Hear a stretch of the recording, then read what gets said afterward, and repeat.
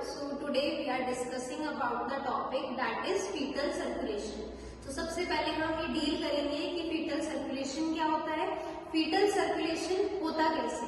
तो सबसे पहले अगर हम बात करें fetal circulation का मतलब होता है जब एक फीटस अपने मदर के वूम्ब में होता है, जब एक बच्चा माँ के गर्भ के अंदर होता है, तब उसके डेवलपमेंट में जो उसके शरीर में खून जाता है वो कैसे उस तक पहुंचता है और कैसे वो खून जो वेस्ट हो जाता है, जो डीऑक्सीजनेटेड खून बचता है, वो कैसे माँ के शरीर में वापस आता है।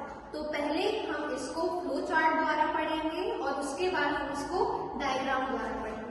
तो सबसे पहले अगर हम बात करें तो ये काम शुरू होता है हमारा प्लेसेंटा से, ये काम शुरू होता है हमारा प्लेसेंटा से। और हम पढ़ क्या रहे हैं, फीटल सर्कुलेशन। एक बच्चे में सर्कुलेशन कैसे होता है ये हम डील करेंगे। तो अगर जब हमारा प्लेसेंटा है तो हमें ये पता है कि प्लेसेंटा में हमारी 2 आर्टरीज एंड 1 वेन होती है। प्लेसेंटा से अम्बिलाइकल वेन निकली, अम्बिलाइकल वेन निकलती है, वो अम्बिलाइकल वेन एंटर करती है बेबी के फीटस में। मदर में जो उसके अंदर फीटस है, फीटस में ये अम्बिलाइकल वेन जो है अम्बिलाइकल कॉर्ड में मौजूद होती है, वो जाके एंटर करती है बच्चे में और बच्चे के कहाँ एंटर करती है, लिवर में। वो चली जाती है बच्चे के लिवर में। अब बच्चे के लिवर में जब जाती है तो वहां पे उसको मिलती है हिपैटिक वेन और पोर्टल वेन। वहां पे जाके जो हमारी अम्बिलाइकल वेन है वो हिपैटिक वेन से अटैच हो जाती है और बना लेती है एक बाईपास। वहां पे हो जाता है एक बाईपास का फॉर्मेशन। इस बाईपास फॉर्मेशन को हम नाम देते हैं डक्टस विनोसस। इस बाईपास को हम नाम देते हैं। हमारा ये बाईपास यहाँ पे मौजूद क्यों है, क्योंकि हमें आमतौर पे पता है हमारी जो एडल्ट बॉडी है उसमें लिवर का कोई भी कनेक्शन हार्ट से नहीं है, पर बच्चे को जब हमें ब्लड पहुंचाना है तो लिवर द्वारा ही वो हार्ट में जाएगा। अब आता है यहाँ पे हमारा बाईपास बन गया। बाईपास से वो एंटर करता है हमारा inferior vena cava. Inferior vena cava हमारी लार्जेस्ट वेन है हमारे शरीर की। अब इंफीरियर वेना कावा क्या करती है, हार्ट से नीचे जो भी हमारा पूरा शरीर है उसका खून ले जाके हमारे हार्ट के राइट एट्रियम को देती है, जिससे कि वो वहां पे ऑक्सीजनेटेड हो जाए और हमारे शरीर में आ जाए। देन उसके बाद होता है हमारा, जब हमारा इंफीरियर वेना कावा में चली गई वो, तो इंफीरियर वेना कावा द्वारा वो जाती है हमारी राइट एट्रियम। अब वो राइट एट्रियम में चली गई। हम सबको ये पता है कि हमारे हार्ट के 4 चैम्बर होते हैं। 4 चैम्बर हार्ट होता है, 4 चैम्बर हार्ट है। Right atrium, left atrium, right ventricle, left ventricle. ये हमारे हार्ट के 4 चैम्बर होते हैं। जो भी ब्लड इधर से आया सुपीरियर वेना कावा द्वारा, इंफीरियर वेना कावा द्वारा, और इधर से आता है सुपीरियर वेना कावा द्वारा, वो जाके राइट एट्रियम में जाएगा। राइट एट्रियम से अब वो जाता है दोनों जगह। इट मीन्स कि वो लेफ्ट एट्रियम में भी जाता है और वो राइट वेंट्रिकल में भी जाता है। तो ये जो ब्लड है हमारा, ये राइट वेंट्रिकल में भी गया और लेफ्ट एट्रियम में भी गया, लेफ्ट एट्रियम में भी गया। दोनों जगह ये हमारा ब्लड पहुंच जाता है। अब लेफ्ट वेंट्रिकल है तो लेफ्ट वेंट्रिकल का ब्लड कहाँ जाएगा, क्योंकि बच्चे में क्या है, लेफ्ट वेंट्रिकल जो हमारा राइट वेंट्रिकल है उससे निकलती है पल्मोनरी ट्रंक, उससे निकलती है हमारी पल्मोनरी ट्रंक। ये पल्मोनरी ट्रंक क्या करती है, जो भी ब्लड है राइट वेंट्रिकल में वो लेके जाती है हमारे लंग्स के पास। पर हम सबको ये पता है कि जो बच्चा होता है, जो फीटस होता है, उसके जो लंग्स हैं वो इमेच्योर है। इट मीन्स कि उसके लंग्स काम नहीं करते।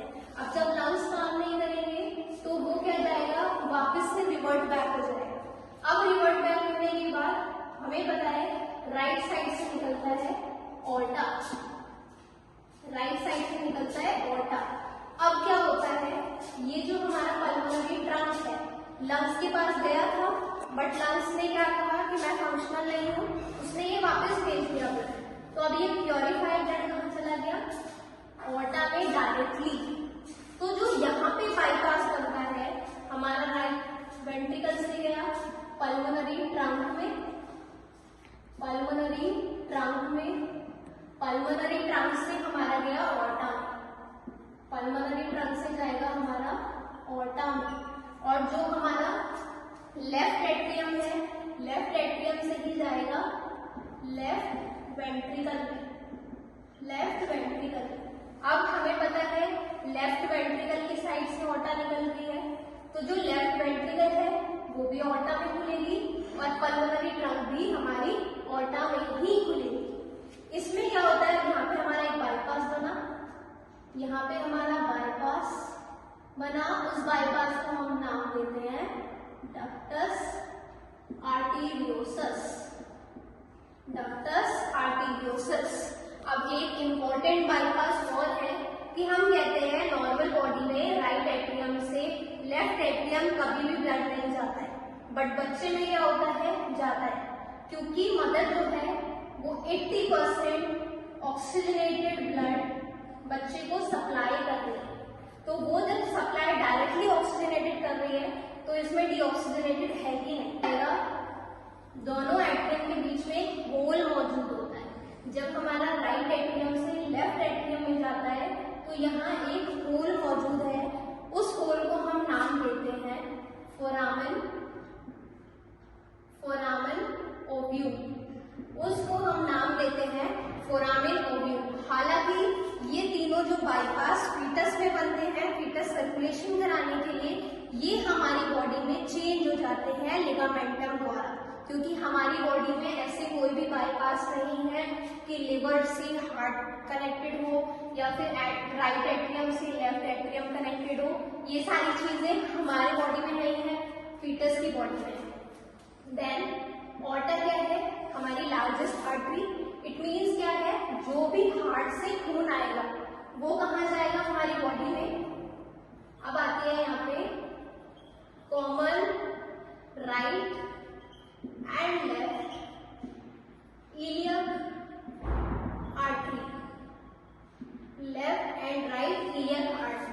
हालांकि जो ऑर्टा होती है वो हमारी पूरी बॉडी को सप्लाई करती है, तो उसकी और भी बहुत सारी ब्रांचेस होती हैं, बट हमें पता है कि जब हम बोल रहे हैं वन अम्बिलिकल वेन है एंड 2 अम्बिलिकल आर्टरीज हैं, तो अम्बिलिकल वेन तो हमें यहाँ दिख गई, बट अम्बिलिकल आर्टरी कहाँ है, अम्बिलिकल आर्टरी कैसे आएगी, तो अम्बिलिकल आर्टरी आती है इसकी ब्रांचेस।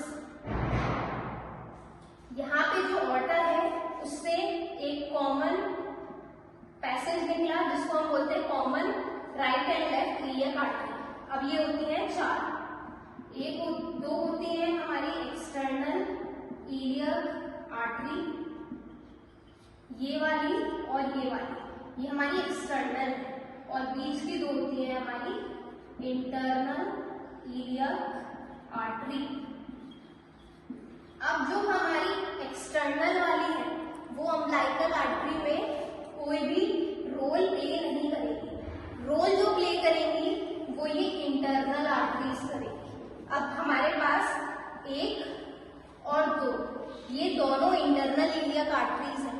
ये इंटरनल इलियक आर्टरीज ही आगे चल के बना देंगी 2 अम्बिलिकल आर्टरीज, 2 अम्बिलिकल आर्टरीज। यही 2 अम्बिलिकल आर्टरीज जाएंगी प्लेसेंटा के पास वापस डीऑक्सीजनेटेड ब्लड लेकर, डीऑक्सीजनेटेड ब्लड लेकर ये जाएंगी वापस। इस पूरे चार्ट में आपको 2 मेन चीजें याद रखनी है कि इसमें एक वेन और 2 आर्टरीज होती हैं। नेक्स्ट कि जो हमारी बॉडी है उसमें वेन डीऑक्सीजनेटेड ब्लड कैरी करती है, बट जो हमारा फीटस बॉडी होता है उसमें ये वेन ऑक्सीजनेटेड ब्लड कैरी करती है, ऑक्सीजनेटेड ब्लड कैरी करती है।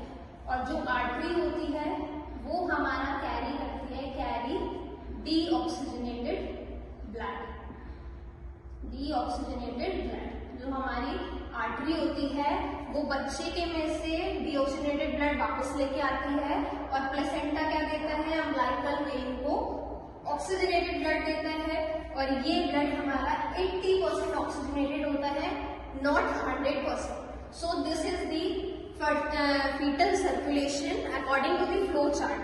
नेक्स्ट वीडियो लेक्चर में हम डिस्कस करेंगे कि कैसे